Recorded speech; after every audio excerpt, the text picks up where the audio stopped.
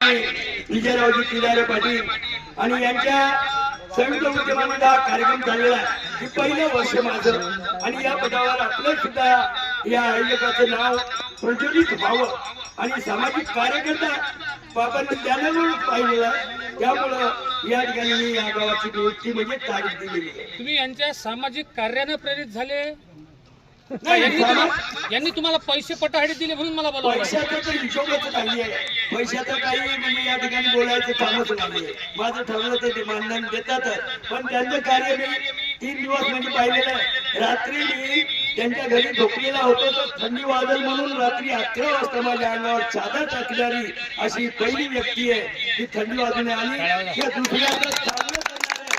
आणि जेवणाची राहण्याची होता आमच्या बैल मालकाची 2 दिवस त्यांनी आपल्या वाडीमध्ये भरपूर अन्नदान सुद्धा केलंय। फार मोठं दान आहे त्यांचं, फार मोठं मन आहे, पण जनतेने सगळ्यांनी त्यांच्या पाठीशी राहावं अशी मी त्यांना सर्व जनतेला पंचक्रोशीतल्या जनतेला विनंती करतो की तुमचं काही ना काहीतरी हे भलं करण्यासारखे आहे, निष्ठावंत कार्यकर्ता आहे, त्याच्यासाठी तुम्ही त्यांच्या पाठीशी उभं राहावं।